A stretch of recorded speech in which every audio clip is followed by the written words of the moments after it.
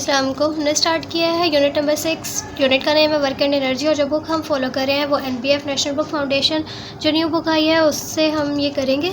और आपके पास जो ये वाला आप देख सकते हो कि आपके पास चैप्टर है वर्क एंड एनर्जी। पहला जो टॉपिक इसका आता है वो आता है वर्क। वर्क क्या होता है इस चीज़ को हम समझेंगे और इसको एग्ज़ाम में किस तरह से लिखना है वो मैंने यहाँ पे नोट्स की फॉर्म में लिखा हुआ है, आप लोग इसको लिख सकते हो। और अगर आप लोगों को लिंक चाहिए नोट्स का तो आप लोग नीचे इंस्टा का लिंक मेंशन है, आप लोग वहाँ पे जाके नोट्स के लिए मैसेज कर सकते हो। आपके पास क्या होता है, अब देखते हैं कि वर्क, इसके अगर हम डेफिनेशन देखें तो work is done when force displaces body in its own direction. इस बात का क्या मतलब है, अगर मेरे पास ये कैलकुलेटर पड़ा हुआ है तो अब ये अपनी रेस्ट पे ही रहेगा, ये इधर ही पड़ा रहेगा जब तक मैं इस पर फोर्स ना लगाऊँ। अब देखो मैं इसके ऊपर फोर्स लगा रही हूँ जिसकी वजह से ये मूव कर रहा है, तो मूव करने को क्या कहते हैं, डिस्प्लेसेस। और मैं अगर इस डायरेक्शन में फोर्स लगा रही हूँ तो ये भी उस डायरेक्शन मूव कर रहा है। अब देखो मैं उस डायरेक्शन में फोर्स लगाऊंगी तो ये उस डायरेक्शन में मूव करने लग गया। तो जिस डायरेक्शन में मैं फोर्स लगा रही हूँ वो उसी डायरेक्शन में मूव कर रहा है। कब, जब मैं फोर्स लगा रही हूँ और क्या हो रहा है, मूवमेंट हो रही है। मूवमेंट होने को क्या कहते हैं, डिस्प्लेसमेंट। डिस्टेंस कवर्ड कर रहा है, वो पहले वो यहाँ था, डिस्टेंस कवर्ड करता हुआ वो यहाँ पे आ रहा है। किस वजह से आ रहा है, क्योंकि मैं फोर्स लगा रही हूँ। ये मैं क्या कर रही हूँ, वर्क कर रही हूँ। इस चीज़ को कहते हैं वर्क करना। मैं फोर्स लगा रही हूँ, बॉडी आगे जा रही है, तो आप कहते हो work is done when force displaces a body. क्या चीज़ डिस्प्लेस करवा रही है बॉडी को, फोर्स डिस्प्लेस करवा रही है और अपनी ही डायरेक्शन में करवा रही है। तो इसलिए अगर हम फॉर्मूला देखते हैं तो फोर्स और डिस्प्लेसमेंट को मल्टीप्लाई करने से आपके पास क्या होता है, वर्क। आप फोर्स लगाओगे डिस्प्लेसमेंट होगा। फिर इसके यूनिट की बात करते हैं तो फोर्स का यूनिट क्या होता है, न्यूटन। डिस्टेंस या डिस्प्लेसमेंट का यूनिट क्या होता है, मीटर। तो आपके पास किसके इक्वल बन गया, न्यूटन मीटर। और वर्क का यूनिट क्या होता है, वर्क का यूनिट आपके पास होता है जाउल। तो आपने वर्क की जगह यहाँ पे क्या लिख दिया, जाउल। और आपके पास यह न्यूटन मीटर। तो आप कह सकते हो कि एक जाउल जो होता है वो इक्वल होता है न्यूटन मीटर के। फिर क्वांटिटी अगर हम देखें तो हमारे पास दो तरह की क्वांटिटी होती है। एक हमारे पास क्या होती है, स्केलर, और एक आपके पास क्या होती है, वेक्टर। वेक्टर वो होती है जिसकी डायरेक्शन होती है, स्केलर जिसकी कोई डायरेक्शन नहीं होती। तो आपके पास वर्क क्या होती है, एक स्केलर क्वांटिटी है, क्योंकि दो वेक्टर्स आपस में मल्टीप्लाई होते हैं तो वो क्या देते हैं, स्केलर। तो आपने याद रखना है कि वर्क इज स्केलर क्वांटिटी और एज इट इज़ आपने पेपर में अटैम्प्ट कर कर आना है। फिर उसके बाद आपका क्वेश्चन आता है, can you tell a man is pushing the truck but truck is at rest, is he doing work, explain. अब वो कह रहे हैं कि एक आदमी है वो ट्रक को तो खींच रहा है लेकिन ट्रक आपका रेस्ट पे है, तो क्या उसने कोई वर्क डन किया, ये क्वेश्चन यहाँ पे है। आपने इसका आंसर कैसे करना है कि वर्क आपके पास इक्वल होता है FD। अब आपकी बुक में ना ये यहाँ पे मिस्टेक है, ये मिस्टेक नहीं है, मल्टीप्लाई का साइन है, लेकिन आप लोग इसको आप लोगों ने इसको इस तरह से करना है क्योंकि आप लोग अभी 9th स्टैंडर्ड में हो तो आप लोगों को कन्फ्यूजन होगी। आपने याद रखना है कि इनके दरमियान मल्टीप्लाई के लिए आप क्रॉस भी यूज़ करते हो, डॉट भी यूज़ करते हो ना, तो आप इनके दरमियान सिंपल डॉट डाल दो जब डॉट हटता है। ठीक है, अब आप देखो इनके दरमियान में डॉट है, अब मैं डॉट नहीं लगाऊंगी। अब इनके दरमियान के मैंने डॉट डाला है नहीं, तो जब मैंने डॉट नहीं लगाया तो फिर मैं यहाँ पर cos थीटा लिखूँगी। ठीक है, ये क्रॉस में इसलिए हटा रही हूँ क्योंकि ये यहाँ पे मल्टीप्लाई के सेंस में लिखा हुआ है, लेकिन आप इसको क्रॉस के सेंस में समझोगे। और जब क्रॉस हटता है ना तो आपके पास जैसे टॉर्क में तो हमारे पास साइन आता है। तो अभी आपने याद रखना है कि इनके दरमियान डॉट है, डॉट यहाँ पे मैंने नहीं डाला तो फिर क्या आता है, cos थीटा। तो फुल फॉर्म में आपके पास ये बनती है। अच्छा, अब उन्होंने कहा कि हमारे पास, हमें पता है वर्क तो इक्वल होता है F.D और आगे से इसको हटा दो। अब क्या बन गया, FD cos थीटा बन गया, क्योंकि आपके पास क्या होता है F.D। जब आपने डॉट को हटा दिया तो आपके पास क्या बन गया, cos आ गया, cos थीटा आ गया। अब जब वो रेस्ट पे है, उन्होंने खुद कहा है कि वो रेस्ट पे है, रेस्ट पे है तो कोई डिस्प्लेसमेंट हुआ नहीं, तो आपके पास D की वैल्यू क्या आ गई, डिस्टेंस की वैल्यू क्या आ गई, 0। और आपने यहाँ पे D की जगह 0 पुट करना है, तो 0 से कोई भी चीज़ मल्टीप्लाई होती है तो क्या कर देगी, 0। तो आपके पास वर्क क्या हो गया, 0।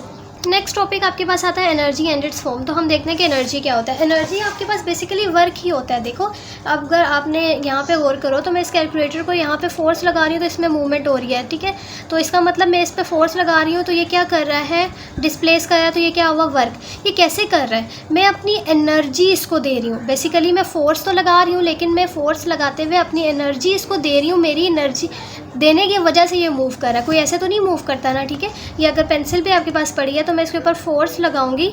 अब जब मैंने फोर्स लगाई तो बेसिकली मैं फोर्स लगा के अपनी एनर्जी इसको दे रही हूँ, तो ये वर्क कर रहा है। तो वर्क और एनर्जी बेसिकली एक ही चीज़ है। तो एनर्जी एबिलिटी है बॉडी की कि वो कितना काम करता है। यूनिट ऑफ अगर हम देखते हैं तो वो, क्योंकि ये वर्क और एनर्जी एक ही चीज़ है तो इसका भी वर्क का यूनिट क्या था, जाउल, तो एनर्जी का यूनिट भी क्या होगा, जाउल। एग्जाम्पल अगर हम देखते हैं तो आप साइकिल चलाते हो, साइकिल चलाना कैसे मुमकिन होता है, आप क्या करते हो, आप जब राइडिंग का साइकिल करते हो तो आप अपनी एनर्जी उसको देते हो साइकिल को, जिसकी वजह से वो साइकिल चलती है। अपने टांगों से एनर्जी दे रहे हो ना उसको, तो आपके पास बेसिकली इस वजह से साइकिल चलती है। तो riding a bicycle is possible due to transfer of energy to bicycle by a person. Person अपनी एनर्जी किसको दे रहा है, साइकिल को, जिसकी वजह से साइकिल चलती है। हमारे पास टाइप्स ऑफ एनर्जी कितनी होती है, दो तरह की एनर्जी। एनर्जी ना आपके पास जो होती है बेसिकली वो हर फॉर्म की हो सकती है। Heat energy, light energy, sound energy. और आपको जो हीट एनर्जी और हीटर्स वगैरह यूज़ करते हो, लाइट आपको रोशनी मिल रही है, साउंड आप आवाज़ सुन रहे हो, इस तरह थर्मल एनर्जी, आप वाटर से जो एनर्जी मिलती है वाटर एनर्जी। इस तरह से बहुत सी एनर्जीज़ होती हैं। तो उनको मेन दो टाइप्स में आप डिवाइड कर देते हो, एक काइनेटिक एनर्जी, एक पोटेंशियल एनर्जी। काइनेटिक एनर्जी का फॉर्मूला जो है अभी आपने ड्राइव करना है, बहुत इंपॉर्टेंट है। ये इक्वल होता है 1/2 mv का स्क्वायर। और पोटेंशियल एनर्जी आप देखो तो आपके पास किसके इक्वल होती है, mgh। ये आपने दोनों जो है ड्राइव करनी है। अगर आप देखो तो इसमें हमारे पास क्या आ रहा है, वेलोसिटी का फैक्टर। वेलोसिटी कब होती है, एक ऑब्जेक्ट है वो रेस्ट पे पड़ा हुआ, क्या इसके पास कोई वेलोसिटी है, नहीं है, तो इसके पास वेलोसिटी क्या है, 0। अब ये मूव कर रहा है, इसके पास क्या है, वेलोसिटी। तो बेसिकली वेलोसिटी क्या है, मोशन है एक। तो आप इसलिए लिखते हो कि kinetic energy is due to motion. और पोटेंशियल एनर्जी में क्या फैक्टर आ रहा है, हाइट। तो आपके पास ये किसकी वजह से होती है, हाइट। जब भी कोई चीज़ हाइट पे पड़ी है, ये पेंसिल यहाँ पड़ी है, मैं इसको उठा के यहाँ पे ले आई हूँ, हाइट पे ले आई हूँ, अब इसके पास क्या है, पोटेंशियल एनर्जी। अब ये यहाँ पे पड़ी हुई है और मूव कर रही है यहाँ ज़मीन पे, तो अब इसके पास कौन सी एनर्जी, काइनेटिक एनर्जी। क्योंकि ठीक है, जब आपके पास हाइट होगी तो पोटेंशियल, और हाइट नहीं होगी, मोशन होगी, तो तब आपके पास क्या होगा, काइनेटिक एनर्जी। आपके पास टॉपिक आता है काइनेटिक एनर्जी और इसकी डेरिवेशन। और ये बहुत इंपॉर्टेंट टॉपिक है, इसको इंपॉर्टेंट मार्क कर लो और इसको ध्यान से समझो कि काइनेटिक एनर्जी क्या होती है। अभी हमने कहा कि काइनेटिक एनर्जी की डेफिनेशन देखें तो ये बॉडी में आती है जब मोशन हो रही होती है, तब को एनर्जी होती है, कौन सी एनर्जी होती है, काइनेटिक एनर्जी। जैसे ये पेंसिल है, ऐसे मूव करिए, अब इसके पास कौन सी एनर्जी है, काइनेटिक एनर्जी। अब अगर मैं इसको उठा के हाइट पर ले जो, अब कि इसके पास कौन सी एनर्जी है, पोटेंशियल एनर्जी, क्योंकि हाइट है। तो अब हम काइनेटिक पढ़े तो हम इसकी डेफिनेशन लिखेंगे। फिर हमने एग्जाम्पल दी कि अगर कोई कार रोड पर मूव करिए तो उसके पास कौन सी एनर्जी, काइनेटिक एनर्जी। जब आपके पास बुलेट किसको कहते हैं, जो गोली निकलती है गन से, तो आपके पास जब गन रेस्ट पे है तो क्या वो उसके पास वेलोसिटी है, नहीं, वेलोसिटी नहीं है, तो काइनेटिक एनर्जी भी नहीं है, क्योंकि काइनेटिक एनर्जी किसकी वजह से है, वेलोसिटी की वजह से है। लेकिन अगर आपके पास क्या है, वो मूव कर रही है, तो अब मोशन की वजह से उसके पास क्या आ गई, kinetic energy. Football kick by boy, वो भी इसके एग्जाम्पल है, आपने एज इट इज़ पेपर में अटैम्प्ट करना है। फिर हम फॉर्मूला देखें। अच्छा, फार्मूला अगर आप देखें तो आपने फिर फार्मूले की हेडिंग देनी है कि आपके पास 1/2 mv स्क्वायर होता है। इसमें मैस जो है, m जो है वो मैस है, v आपके पास क्या है, वेलोसिटी। क्वांटिटी अगर हम देखें तो एनर्जी, क्योंकि कौन सी होती है, स्केलर। वर्क क्या था, स्केलर, तो एनर्जी भी कौन सी है, स्केलर क्वांटिटी है। और आगे से उसकी काइनेटिक या पोटेंशियल वो भी कौन सी होंगे, स्केलर ही होंगे। डेरिवेशन हमने करनी है। आप क्या कहते हो, फोर्स। आपने यहाँ पे क्या लगाया, फोर्स लगाई। आपने अगर 5 न्यूटन की फोर्स लगाई है, उतनी ही डिस्प्लेसमेंट होगी बॉडी में, तो आपके पास डिस्प्लेसमेंट कितनी हुई, 5 हुई। ठीक है, तो आपके पास यहाँ पे दोनों पॉइंट्स कहाँ पे मिलते हैं, इस पॉइंट पे। ठीक है, आपने इन पॉइंट्स को मिला लिया। अब इसको आगे फर्दर भी समझेंगे, लेकिन अभी देखो आपने फोर्स लगाई बॉडी पे, बॉडी जिसका मैस m है, उसकी वजह से ऑब्जेक्ट क्या किया, मूव किया। ठीक है, हमने देखा है कि हम फोर्स लगाते हैं, उसकी वजह से ऑब्जेक्ट क्या करता है, मूव करता है। अब आपने क्या निकालनी है, आपने निकालनी है काइनेटिक एनर्जी। बेसिकली एनर्जी क्या होती है, वर्क ही होती है। तो आपने लिखा कि काइनेटिक एनर्जी इसके वर्क के इक्वल ही होगी। तो अगर हम इसका वर्क डन निकालें तो इसका वर्क किसके इक्वल होगा, आप कहोगे कि इसका वर्क जो है वो इसका एरिया के इक्वल होगा। ठीक है, आपने दो पॉइंट्स को मिलाया, आपने इतनी फोर्स लगाई, था डिस्प्लेसमेंट कवर्ड हुआ, आपने दोनों पॉइंट्स को देखा, यहाँ पे मिल रहे हैं, अंदर क्या बन रहा है, रेक्टेंगल। अंदर क्या बन रहा है, रेक्टेंगल। तो वर्क आपके पास कितना होता है, वर्क डन हर किसी का एक जितना नहीं होता, वर्क डन होता है एरिया के इक्वल। यहाँ पे एरिया किसका बन रहा है, रेक्टेंगल का, तो आपके पास वर्क डन किसके इक्वल होगा, एरिया ऑफ रेक्टेंगल। तो आप अगर आप यहाँ पे एरिया निकालो तो ये एरिया का फॉर्मूला क्या होता है, एरिया ऑफ रेक्टेंगल का फॉर्मूला क्या होता है, लेंथ इंटू विथ। ये आपके पास क्या है, लेंथ, ये आपके पास क्या है, विथ। लेंथ में क्या है, f, यहाँ पे आ जाएगा f। विथ में आपके पास क्या है, d, तो आपके पास यहाँ पे क्या आ गया, d। तो अब एरिया किसके निकल आया, f d के। तो वर्क आपके पास किसके इक्वल होता है, एरिया रेक्टेंगल, आपने यहाँ पे लिख दिया f d। ठीक है, अब आपको पता है फोर्स का फॉर्मूला क्या होता है, ma, और d आपके पास किसके इक्वल होता है, vt। ठीक है, ये आपके पास डिस्टेंस का फॉर्मूला होता है, ये ma का। अगर आपने याद नहीं किया, वैसे आपने पढ़ा होगा, नहीं किया होगा तो आप इसको याद कर लो कि फोर्स किसके इक्वल होती है, ma के, और d किसके इक्वल होता है, vt के। आपने यहाँ पे f की जगह क्या पुट कर दिया, ma, और d की जगह क्या पुट कर दिया, vt। आपके पास वेलोसिटीज़ जो होती हैं वो दो होती हैं।